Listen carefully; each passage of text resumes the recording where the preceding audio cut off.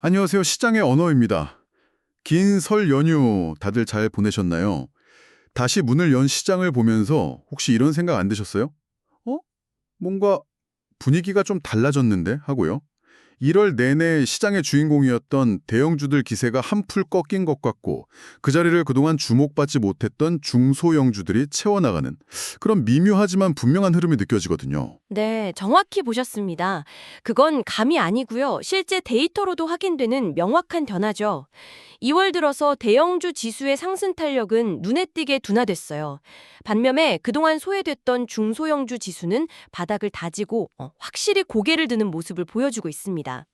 그냥 그동안 많이 빠졌으니까 잠시 반등하는 그런 기술적인 움직임일 수도 있지 않을까요? 물론 그럴 가능성도 배제할 순 없지만 저는 이게 단순한 기술적 반등이라기보다는 추세의 전환을 알리는 신호일 수 있다고 보고 있어요. 시장의 가장 중요한 원리 중 하나가 바로 순환매, 즉 로테이션이거든요. 자금은 절대 한 곳에 고여 있지 않고 계속해서 더 높은 수익률을 찾아 움직이죠. 그러니까 1월 내내 대형주 쪽으로만 쏠렸던 자금들이 이제 슬슬 다른 곳으로 눈을 돌리기 시작했다 이런 의미군요. 맞습니다. 대형주에 대한 피로감, 그리고 이젠 너무 오른 것 아닌가 하는 그런 부담감이 작용하면서요. 영리한 자금들이 실적은 좋은데 철저하게 소외됐던 우량 중소형주로 이동하는 그런 초기 단계로 보입니다. 실제로 연휴 직전에 개인 투자자들이 불확실성을 피하려고 던진 물량을 기관과 외국인이 조용히 받아갔다는 데이터가 이런 분석을 뒷받침해주고 있죠. 그렇군요. 그럼 왜 하필 설 연휴 직후라는 이 시점이 주요한 변곡점이 되는 걸까요? 뭔가 특별한 이유가 있을 것 같은데요? 네, 핵심적인 이유를 한 세 가지 정도로 꼽을 수 있겠습니다. 첫 번째는 아주 명쾌해요. 바로 수급의 복귀입니다. 한번 생각해 보세요. 한 4, 5일 동안 시장이 멈춰 있는 연휴는 투자자 입장에서 불확실성 그 자체거든요. 무슨 일이 터질지 모르니 일단 현금으로 바꿔놓자는 심리가 강해질 수밖에 없어요. 그렇죠. 연휴 기간에 해외에서 무슨 악재라도 터지면 정말 속수무책이니까요. 바로 그겁니다. 그런데 이번 연휴는 다행히 별다른 악재 없이 조용히 지나갔죠. 불확실성이 해소되니까 시장을 떠났던 자금들이 이제 괜찮겠다 싶어서 다시 돌아오고 있는 거예요. 여기서 중요한 건 이 자금들의 성격입니다. 쉬었던 만큼 더 높은 수익을 추구하는 꽤 공격적인 성향을 띠거든요.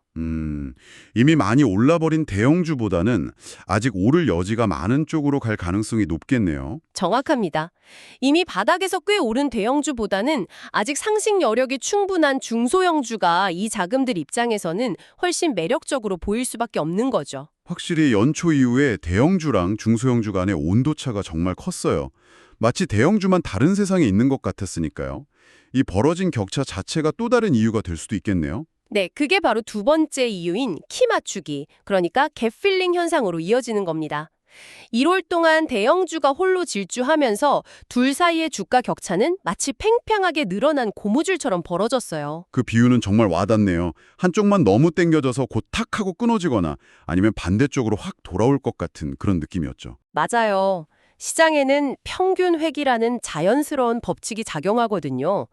이렇게 비정상적으로 벌어진 격차는 언젠가 메워지게 되어 있어요. 지금이 바로 그 과정이 시작되는 시점이라고 볼 수 있습니다. 대형주가 잠시 쉬어가는 동안 그동안 억눌려 있던 중소형주가 빠르게 튀어오르면서 그 간극을 채우는 거죠. 기관 투자자들 입장에서도 포트폴리오를 조정할 필요가 있겠군요. 그렇죠. 벤치마크 수익률을 따라가야 하는 기관 입장에서 이미 너무 비싸진 대형주 비중을 계속 늘리는 건 부담스럽거든요. 결국 수익률을 맞추려면 아직 덜 오른 우량 종목을 담아야 하는데 가장 현실적인 대안이 바로 우량 중소형주가 되는 겁니다. 흔히 말하는 낙수 효과가 본격적으로 나타나기 시작한 셈이죠. 큰 그릇에 물이 가득 차면 그 물이 넘쳐서 아래에 있는 작은 그릇들로 흘러 들어가는 것처럼요.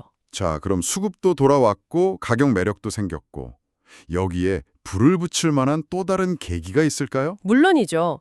세 번째이자 어쩌면 지금 시점에서 가장 중요한 이유인데요. 바로 실적 시즌의 시점 문제입니다. 보통 1월 말에서 2월 초는 삼성전자나 현대차 같은 초대형 기업들이 실적을 발표하잖아요. 그럼 시장의 모든 관심이 그쪽으로 쏠릴 수밖에 없어요. 맞아요. 모든 뉴스가 그 기업들 실적 이야기로 도배되죠. 그런데 지금은 어떤가요? 그 대형주들의 성적표가 대부분 공개된 상태입니다. 시장에서 이미 알려진 좋은 소식은 더 이상 주가를 움직이는 강력한 힘이 되기 어려워요. 소위 재료가 노출됐다고 하죠. 아, 이제 무대의 주인공이 바뀔 차례라는 말씀이시군요. 네, 바로 그겁니다. 2월 하순부터 3월 초까지는 수많은 중소형 기업들의 실적이 쏟아져 나오는 시기거든요. 여기서 진짜 옥석 가리기가 시작되는 거예요. 시장 전체의 흐름에 올라타는 베타 플레이의 시대가 저물고 개별 기업의 성적표를 꼼꼼히 분석해서 숨은 보석을 찾아내는 이른바 알파 플레이의 시간으로 시장의 성격이 전환되는 거죠. 그러니까 이제 시장 전체를 사는 것보다 진짜 실력 있는 개별 선수를 고르는 게 중요해지는 시간이 왔다는 말씀이시네요. 코스피뿐만 아니라 상대적으로 소외감이 더 컸던 코스닥 시장 상황도 좀 짚어주시죠. 코스닥 시장도 바닥을 다지고 있다는 긍정적인 신호들이 여러 곳에서 나타나고 있어요. 최근 지수 흐름을 보면 더 이상 하락하지 않고 옆으로 기는 횡보하는 모습을 보이는데요. 더 중요한 건 거래량입니다. 주가가 바닥권에서 움직일 때 거래량이 늘어난다는 건 이 가격이면 충분히 싸다고 판단한 누군가가 주식을 꾸준히 사모으고 있다는 아주 강력한 증거가 될 수 있거든요. 그런데 코스닥 하면 2차 전지나 바이오처럼 변동성 큰 대형주들 걱정이 먼저 되거든요. 그쪽은 여전히 부진하지 않나요?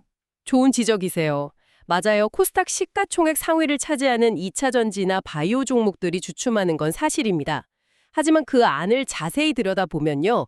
그 아래에 있는 반도체 소보장, 그러니까 소재 부품 장비 기업이나 로봇, AI 관련 중소형주들로 매수세가 확산되는 흐름이 뚜렷하게 포착되고 있어요. 일종의 코스닥 내에서의 순환매가 일어나고 있는 거죠. 아, 코스닥 안에서도 자금 이동이 일어나고 있군요. 네, 여기에 최근 정부의 밸류 프로그램에 대한 관심이 코스피 저PBR 주식뿐만 아니라 코스닥에 숨겨진 저평가 우량주로 옮겨붙을 가능성도 충분히 열려 있다고 봅니다. 그렇다면 지금 이 시점에서 저희는 어떤 기준을 가지고 종목에 접근해야 할까요? 뭔가 구체적인 전략이 필요해 보이는데요. 현재 시장은 가는 말에 올라타는 게 유리한 장세는 맞아요. 하지만 제가 말하는 가는 말은 이미 급등한 테마주를 뒤늦게 쫓아가라는 의미는 절대 아닙니다. 그런 투자는 리스크가 너무 크죠. 오히려 필요한 건 길목 지키기 전략이에요. 길목 지키기요. 좀 더 구체적으로 설명해 주실 수 있나요? 네, 그러니까 대형주에서 빠져나온 자금 혹은 시장에 새로 들어온 자금이 어디로 흘러들어갈지 그 길목을 예측하고 미리 자리를 잡는 전략이죠.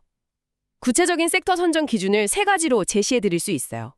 첫째는 앞서 잠시 언급했던 낙수 효과를 제대로 노리는 겁니다. 아, 대기업 실적이 좋으면 협력사도 좋을 거라는 그 말씀이시죠? 맞습니다. 그런데 이걸 막연하게 생각하면 안 돼요. 지난 실적 시즌에 현대차나 SK하이닉스가 사상 최대 실적을 기록했잖아요. 이건 그들에게 부품과 장비, 소재를 공급하는 협력사들의 실적도 좋아질 수밖에 없다는, 뭐랄까 확정된 미래나 다름없어요. 하지만 주가에는 아직 이 부분이 충분히 반영되지 않은 기업들이 정말 많거든요. 이 시간차를 공략하는 게 가장 확실한 전략 중 하나입니다. 그러니까 현대차가 역대급 실적을 냈으면 거기에 납품하는 아직 주가가 안 오른 부품주를 찾아보라는 아주 구체적인 전략이네요. 두 번째 기준은 뭔가요? 두 번째 기준은 내수와 소비의 부활에 주목하는 겁니다. 그동안 고금리, 고물가 때문에 내수나 소비재 섹터는 정말 철저하게 매면받았잖아요. 하지만 최근 금리 인하 기대감이 다시 살아나고 있고 중국 관광객 유입 같은 실질적인 소비 회복 데이터도 나타나면서 분위기가 바뀌고 있어요. 확실히 요즘 K뷰티나 음식료 기업들 수출 소식이 많이 들리는 것 같아요. 내수주라고만 생각했는데 알고 보니 수출로 더 잘 버는 회사들이 많더라고요. 바로 그 지점입니다. 특히 주목할 건 내수에 기반을 두면서도 해외 수출 비중이 높은 소위 수출형 내수주들이에요. K뷰티, 미용 의료기기, 음식료 같은 분야죠. 이들은 주가 부담은 적으면서도 안정적인 실적 성장을 기대할 수 있어서 기관 투자자들이 포트폴리오를 조정할 때 아주 매력적인 대안이 될 수 있습니다.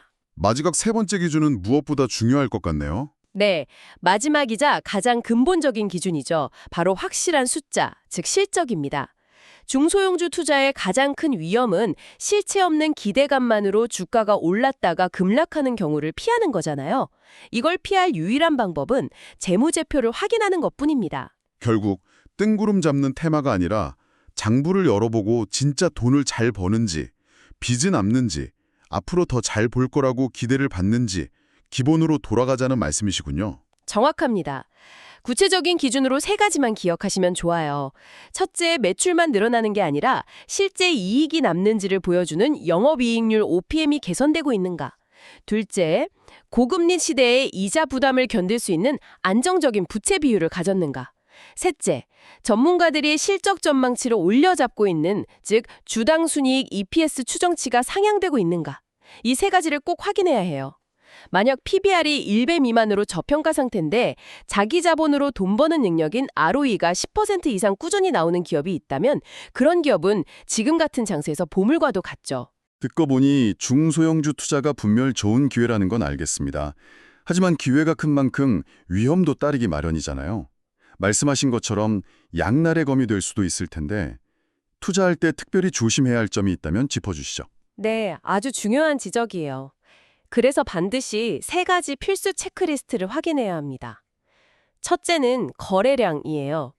아무리 좋은 기업이라도 하루 거래 대금이 너무 적은 소외주는 일단 피하는 게 좋습니다.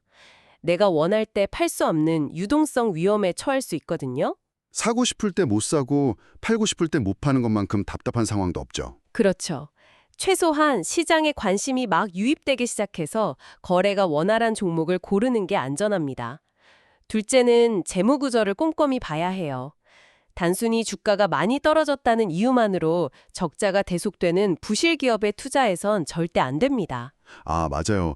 특히 3월이면 감사보고서 시즌이라 상장 폐지 같은 무서운 단어가 나오는 때죠. 정말 조심해야겠네요. 맞습니다. 재무가 부실한 기업이 기술적 반등을 하더라도 그건 오히려 매도하고 빠져나올 기회로 삼아야 합니다. 마지막으로 실적 발표 일정을 반드시 확인해야 해요.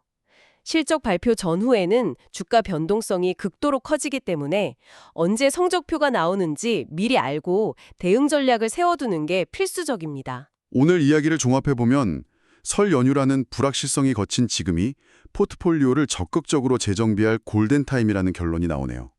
막연히 지수만 바라보기보다는 대형주에서 실적이 확실하게 증명되는 우량 중소형주 쪽으로 시선을 옮겨야 할 때라는 점 다시 한번 생각하게 됩니다. 어쩌면 진짜 질문은 시장의 변화가 일어나고 있는지 여부가 아니라 그 변화 속에서 나만의 숨은 보석을 어떻게 찾아낼 것인가일지도 모르겠네요. 지금까지 시장의 언어였습니다.